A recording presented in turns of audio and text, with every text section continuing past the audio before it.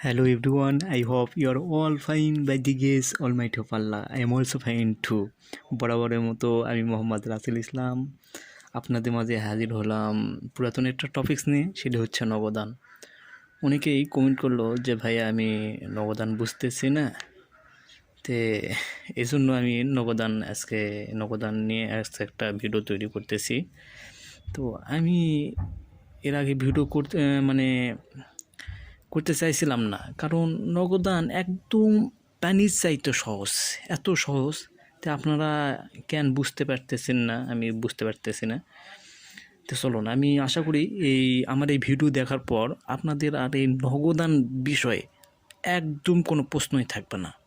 একদম আমার এই ভিডিওতে একদম আপনাকে ক্লিয়ার করে দেব যে নগদান একদম একদম সলভ। তো চলুন, আমার ভিডিওটা লম্বা হয়ে যায়, এই জন্য আমি সূত্রটাগুলো আগে লিখে রাখছি আপনাদের সুবিধার জন্য। আজকে আমি প্রথমে কি বললাম যে নগদান আজকে আপনাকে একদম ক্লিয়ার করে ছাড়ব। তো শুরু করে দিই। নগদান করার নিয়ম, যে প্রশ্ন থাকে, প্রশ্নের ভিতর যে ঘটনা থাকে, এই ঘটনার ভিতর আপনাকে দেখতে হবে যে লেনদেন আর লেনদেন নয়। যেটা লেনদেন নয় সেটা একদম কস, এটা নগদান ঘরে অন্তর্ভুক্ত হবে না। এই যে লেনদেন আপনি করলেন, এই লেনদেনের ভিতর যে নগদ লেনদেন আর একটা আছে বাকি লেনদেন, এই নগদান ঘরে কি এই বাকি লেনদেন বসবে না, এটা আগেই কাটা।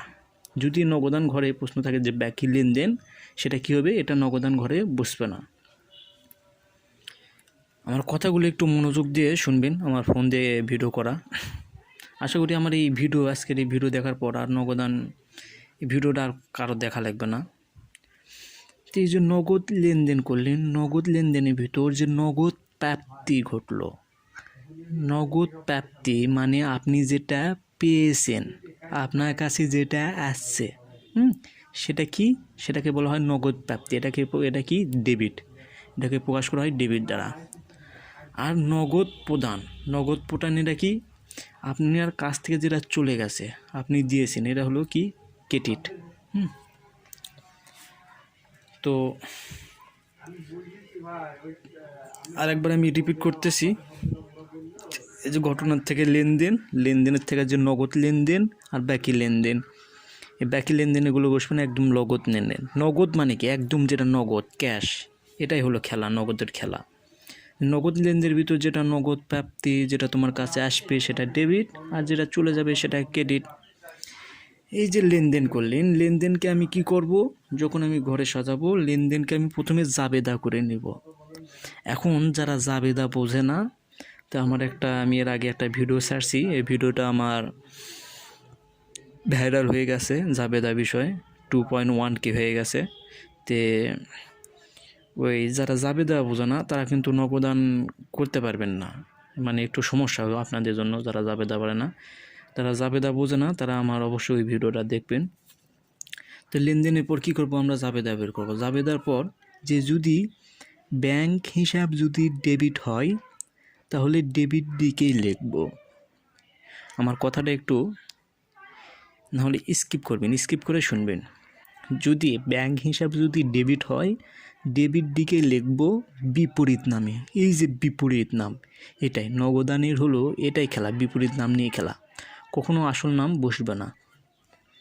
ব্যাংক হিসাব যদি ক্রেডিট হয়, ক্রেডিট দিকে লিখব বিপরীত নামে। এই কৌশল, এটাই হলো মেন কৌশল।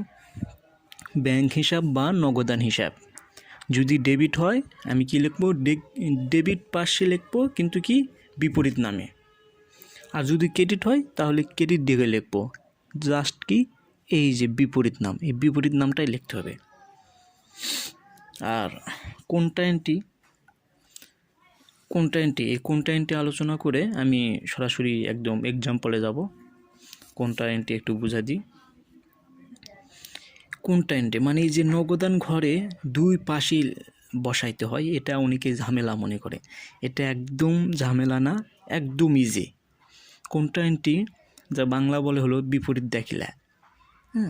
এই কোনটা এন্ট্রিটা কি, কোনটা এন্ট্রি হলো যে কখন দুই ঘরে বসবে, তাই না? তে কোন টাইমটি হলো যদি আপনার নগদান হিসাব বাড়ে আর ব্যাংক হিসাব যদি কমে, বা ব্যাংক হিসাব যদি কমে বা নগদান বাড়ে, যখন বিপরীত একটার আরেকটার বিপরীত, তখনই তাকে কি বলা হয়? কন্ট্রাইন্টি। আমি বইয়ের ভিতর থেকে 3টা উদাহরণ বের করছি। এগুলো হলো কন্ট্রাইন্টি। যে ব্যাংকে জমা দেওয়া হলো, প্রশ্নের ভিতর যদি লেখা থাকে যে ব্যাংকে জমা দেওয়া হলো, তখন এটা কি? এটা হলো কন্ট্রাইন্টি। ব্যাংক হতে টাকা উত্তোলন আর ব্যবসায় প্রয়োজনে ব্যাংক হতে উত্তোলন, এই 3টাই হলো কন্ট্রাইন্টি। তো এই যে কৌশলগুলো আপনারা যদি চান তাহলে কৌশলটা আমার ভিডিও স্কিপ করে আপনারা সুন্দরভাবে খাতায় লিখতে পারেন বা স্ক্রিনশট দিতে পারেন। তাহলে এগুলো একবার পড়লে আপনাদের একদম সমস্যা না বুঝতে। তো চলুন আমি সুন্দর করে বুঝা দিলাম। আমি যদি আবার বুঝাইতে চাই তাহলে কী হবে, আপনাদের হয়তো ভিডিওটা লম্বা হবে, তাহলে আমি এক্সাম্পল দিতে পারবো না, তাহলে আপনাদের সমস্যা হবে। আর যারা আপনারা যদি চান তাহলে আবার আমার এই রিপিট একটু শুনতে পারেন। তো এবারে আমি সরাসরি উদাহরণে যাব, এক্সাম্পল দেব। এই যে আমি বইয়ের থেকে তুলছি এগুলো এক্সাম্পল, এগুলো আমি নগদান ঘরে কীভাবে বসাইতে হয়, 2 ঘরা নগদান আমি দেখাই দেব।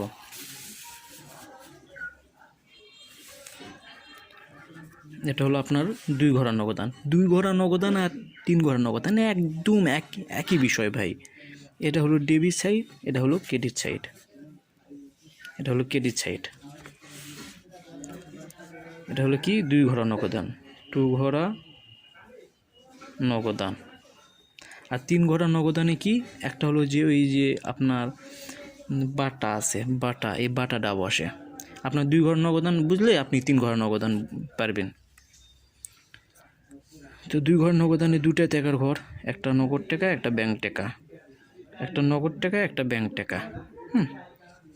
যেমন 2 ঘর নগদানে এই যে শখ আমি আগে তৈরি করে রাখছি, তো এটা আমি আপনাদের মাঝে যে উদাহরণগুলো রাখছি, আমি এই উদাহরণগুলো এখন সুন্দর করে এই উদাহরণগুলো আমি আপনাদের মাঝে এক্সাম্পল দিব। 1 নম্বর উদাহরণ আছে যে হাতে নগদ 15,000 টাকা, ব্যাংক ব্যালেন্স 25,000 টাকা। তাহলে এটা কি হবে? যে হাতে নগদ 15,000 টাকা, তার হাতে নগদ 15,000 টাকা আছে এবং ব্যাংকেও 25,000 টাকা জমা আছে। এটা কি? এটা 1 তারিখ। এটা কি হবে? ব্যালেন্স।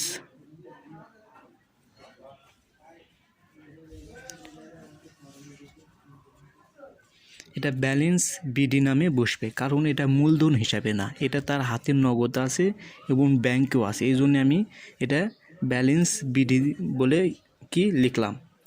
যে নগদ কত, হাতে নগদ কত আছে? নগদ হলো 15,000 টাকা। নগদের ঘরেতে আমি নগদ টাকা লেখা দিলাম।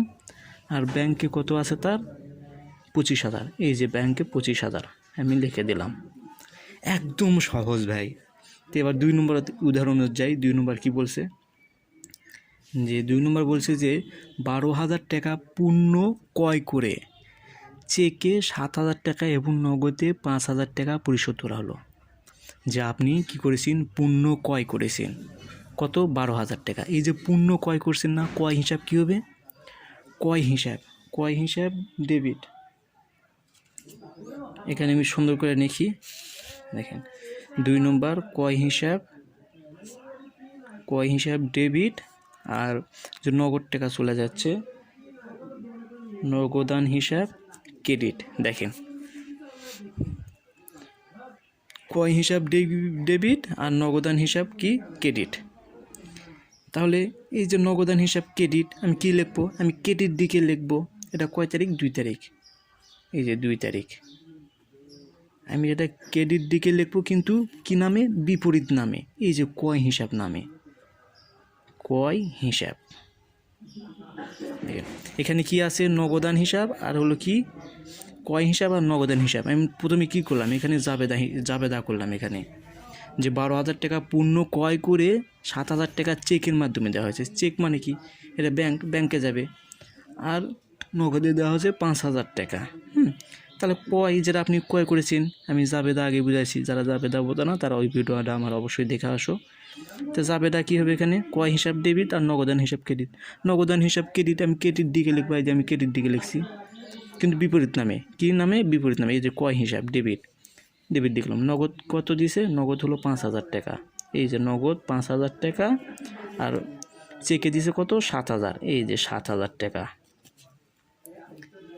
একদম সহজ আর সিম্পল। তাই আমি আর একটা ভিডিও দেখাই, উদাহরণ দেখাই, যে ব্যাংকে জমা দেওয়া হলো। এটা দেখেন যে ব্যাংকে জমা দেওয়া হলো, আমি আগেই বলছি, উপরে থেকে আমি দেখালাম যে আমার ভিডিওটা লম্বা হয়ে যাচ্ছে। তো ব্যাংকে জমা দেওয়া হলো 8,000 টাকা। এটা হলো কোনটা এন্ট্রি? ব্যাংকে জমা দিয়েছেন মানে এখানে কি, ব্যাংকে জমা দিয়েছেন, টাকা ব্যাংকে চলে গেছে, তার মানে ব্যাংক হিসাব ডেবিট, আর নগদ টাকা চলে গেছে, নগদান হিসাব ক্রেডিট। দেখেন নগদান হিসাব ক্রেডিট, আমি ক্রেডিট দিকে লিখবো কিন্তু বিপরীত নামে। কি নামে? বিপরীত নামে। এই যে ব্যাংক হিসাব। আবার এখানে কি ব্যাংক হিসাব লেখা, এখানে সি লিখবো, মানে এটা কোনটা এন্ট্রি।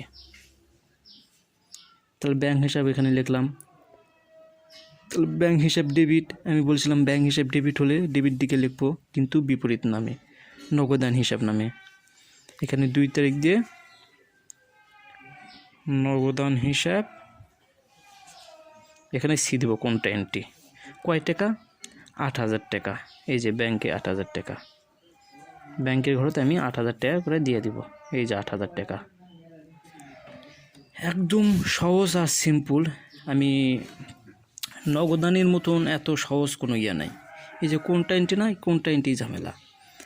আমি কোনটা এন্ট্রি তো সুন্দরভাবে আপনাদের বুঝা দিলাম।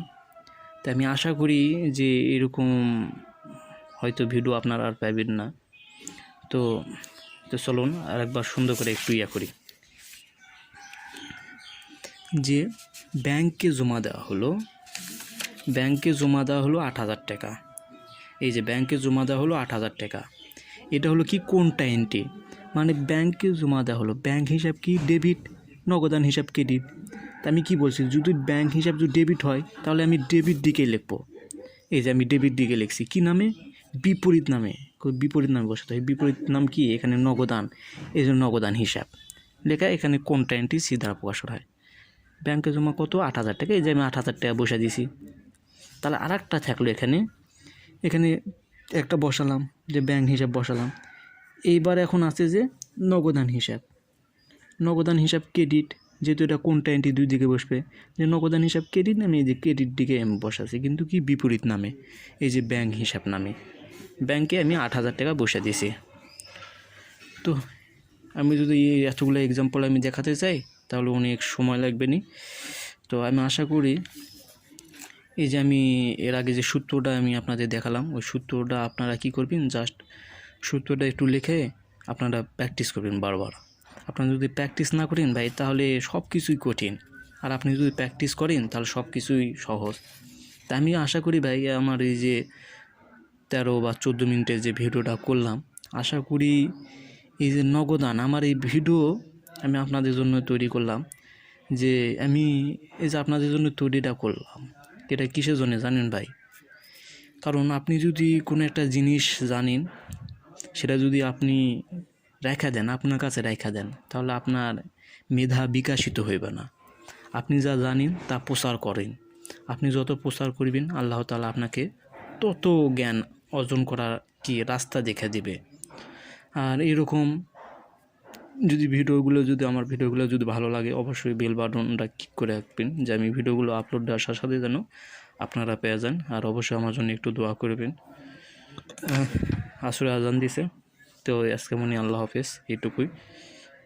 আসসালামু আলাইকুম।